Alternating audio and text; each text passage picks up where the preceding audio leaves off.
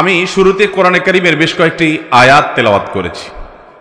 এই আয়াতগুলোতে আল্লাহ রাব্বুল আলামিন দিন এবং রাতের 24 ঘন্টার মধ্যে একটা বিশেষ সময়ের গুরুত্ব এবং মর্যাদা বিভিন্নভাবে ফুটিয়ে তুলেছেন। ফজরের আগে এবং ফজরের পরে যে সময়টা, দিন এবং রাত 24 ঘন্টার মধ্যে এই সময়টা, বিশেষ করে সূর্য উঠার আরও পর পর্যন্ত চাষতের সলাতের আগ পর্যন্ত পুরা সময়টা, এই সময়টা আল্লাহ রাব্বুল আলামিনের কাছে অনেক গুরুত্বপূর্ণ। কোরআনে কারীমে আল্লাহ তাআলা অনেক সময়ের নামে শপথ করেছেন এবং অনেক বস্তুর নামে শপথ করেছেন। আল্লাহ তাআলা তিনি কোনো কথা বলার জন্য শপথ করার কোনো দরকার নাই। আমরা সাধারণত শপথ করি কেন? যে আমার কোনো কথা এটা যদি কেউ বিশ্বাস না করে, অবিশ্বাস্য কোনো কথা বলতে হলে আমরা শপথ করে বলি আল্লাহর শপথ, এর মানে আমার কথাটা সত্য। আল্লাহ রাব্বুল আলামিনের কথা তো লা রাইবা ফিহ, তার কথার ব্যাপারে কোনো সন্দেহ করার সুযোগ নাই। তারপরও তিনি শপথ করে মাঝে মধ্যে অনেক কথা কোরআনে বলেছেন। কেন? যেন আমরা বুঝতে পারি যে যেই কথা আল্লাহ তাআলা শপথ করে বলেছেন ওই কথাটা এত গুরুত্বপূর্ণ যে আমরা সাধারণত বললে শপথ করা ছাড়া বলতাম না। এটার গুরুত্ব বোঝাবার জন্য শুধুমাত্র তিনি শপথ করেছেন, না হলে শপথ তার করার কোনো প্রয়োজন ছিল না। দ্বিতীয়ত, আল্লাহ তাআলা যে বস্তুর নামে, তার যে সৃষ্টির নামে শপথ করেন, ওই সৃষ্টিটারও বিশেষ মর্যাদা তার কাছে আছে।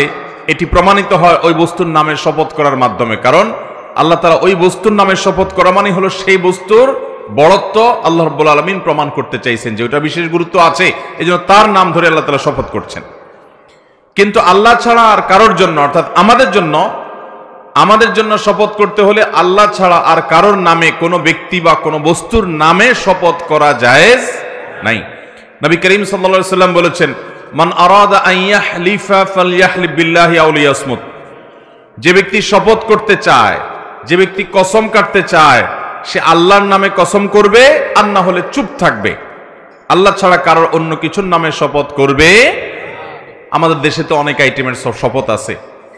যারা গাড়ি চালায় তারা স্টিয়ারিং হুইল ছুঁয়ে শপথ করে, আছে না নাই? স্টিয়ারিং হুইল ছুঁয়ে শপথ করে না? আবার যারা দোকানদার, অনেক দোকানদার আছে ক্যাশ বাক্স ছুঁয়ে শপথ করে, আছে কি না? অনেকে আছে নিজের সন্তানের মাথা ছুঁয়ে শপথ করে, আছে না নাই? অনেকে আছে নিজের মাথা ছুঁয়ে শপথ করে, অনেকে আছে দেশের মাটি ছুঁয়ে শপথ করে। এরকম বহু তালের শপথ আমাদের দেশে আছে না নাই? অথচ এগুলোর কোনোটাই কোরআন এবং হাদিসের আলোকে বিশুদ্ধ কোনো শপথ নয়, এগুলো নিষিদ্ধ। শপথ শুধুমাত্র হবে কার নামে? আল্লাহর নামে। আল্লাহ রাব্বুল আলামিন তার বিভিন্ন সৃষ্টির নামে শপথ করেছেন, সেটি একমাত্র আল্লাহর জন্য, আল্লাহর বিষয়। কিন্তু আল্লাহ নিজেই বিধান দিয়েছেন আমাদেরকে তার নবীর মাধ্যমে যে আল্লাহ ছাড়া কারোর নামে আমরা শপথ করব।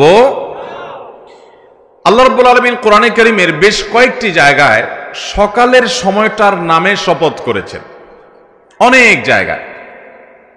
আপনি অবাক হবেন, কোরআনে কারীমের 1-2 জায়গা নয়, বেশ অনেকগুলো জায়গায় আল্লাহ রাব্বুল আলামিন এই একটি সৃষ্টির নামে শপথ করেছেন। অন্য কোনো বিষয় এরকম সচরাচর পাওয়া যায় না যে গোটা কোরআন জুড়ে আল্লাহ রাব্বুল আলামিন এই একটি বিষয়ের নামে অনেক জায়গায় শপথ করেছেন, এরকমটি পাওয়া যায় না। কিন্তু সকালবেলার যে সময়টা, ভোরবেলার যে সময়টা, এই সকালের সময়টা, এটা এত গুরুত্বপূর্ণ আল্লাহর কাছে যে আল্লাহ তাআলা কোরআনে কারীমে বিভিন্ন জায়গায়, বিভিন্নভাবে, বিভিন্নবার এই টাইমটার নাম ধরে শপথ করেছেন। তার মানে এই টাইমটার বিশেষ গুরুত্ব আল্লাহ তাআলার কাছে আছে। কোথাও আল্লাহ তাআলা বলেছেন ওয়াস-সুবহি ইযা তানাফাস, সকালের শপথ, যখন সে সকাল বিকশিত হয়, উদ্ভাসিত হয়, আস্তে আস্তে আলোকিত হতে হতে দিনের দিকে পরিপূর্ণভাবে চলে যায়, সেই সকালের শপথ, অর্থাৎ দিনের প্রথম অংশের শপথ। আল্লাহ বলেছেন অন্য জায়গায় শপথ করে ওয়াল ফাজর, ফজরের শপথ, ভোরের শপথ। অন্য জায়গায় আল্লাহ বলেছেন ওয়াসাব্বিহুহু বুকরাতাও ওয়া আসীলা, তোমরা তাসবিহ বর্ণনা করো, পবিত্রতা বর্ণনা করো আল্লাহ রাব্বুল আলামিনের সকালে এবং সন্ধ্যায়। এই যে সকালে তাসবিহ বর্ণনা করা আল্লাহ নির্দেশ করেছেন। অন্য জায়গায় আল্লাহ বলেছেন ওয়াসাব্বিহ বিহামদি রাব্বিকা বিল আশিয়্যি ওয়াল ইবকার, আর তুমি তোমার রবের প্রশংসা মাখা তাসবিহ এটা বর্ণনা করো সন্ধ্যা এবং সকালে।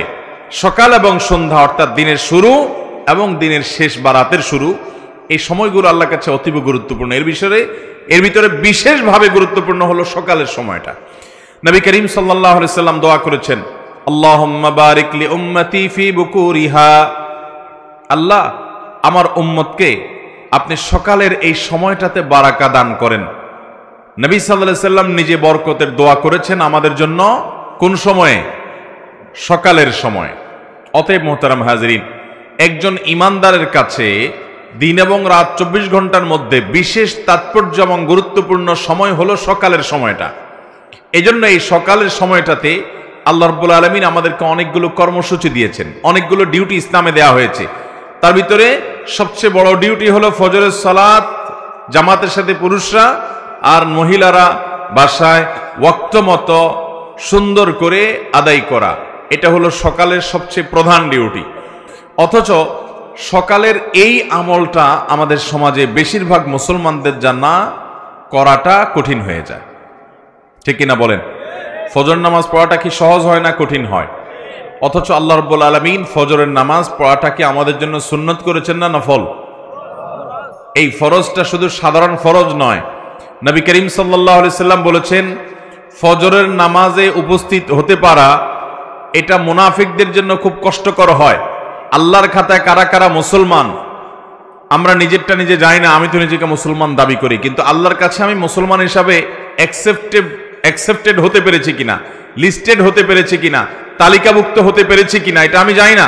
তবে কিছু মার্কা আছে আল্লাহর কাছে, যাদের মুসলমান হিসাবে যাদের নাম লেখা আছে তাদের কিছু কি আছে। এর ভিতরে সবচেয়ে বড় মার্কাগুলোর একটা হলো ফজরের নামাজ আপনি পড়তে পারেন প্রতিদিন জামাতের সাথে। এটা মুসলমান আল্লাহর কাছে থাকার, আপনার লিস্টে নাম থাকার একটা মার্কা। আর যাদের ফজর নামাজ জামাতের সাথে পড়া হয় না, এটা তারা পারেন না, চেষ্টা করেও হয় না, তারা মাহরুম, তারা বঞ্চিত, তারা কপাল পোড়া যে ফজর নামাজ তারা জামাতের সাথে আদায় করতে পারেন না। এই লোকগুলো মুনাফিকের মার্কা তাদের মধ্যে আছে। তাদের ইস্তেগফার করে দ্রুততার সাথে নিজেকে পরিবর্তন করার সংকল্প করতে হবে।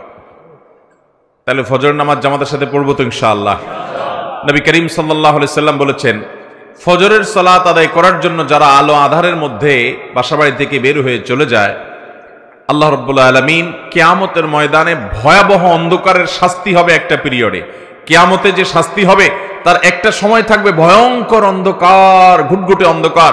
এই ঘুটঘুটে অন্ধকারের মধ্যে আল্লাহ রাব্বুল আলামিন দুনিয়াতে ফজরের নামাজ যারা আদায় করার জন্য মসজিদ থেকে আলো আধারের মধ্যে বের হয়ে, বাসা থেকে বের হয়ে মসজিদে চলে গেছে, এই কষ্ট করে আরামের ঘুমকে হারাম করে মসজিদে গিয়ে যারা ফজর নামাজ আদায় করে, কিয়ামতের ভয়াবহতম দিনে এই ভয়ঙ্কর অন্ধকারের শাস্তি থেকে আল্লাহ তাআলা তাদেরকে মাফ করবেন।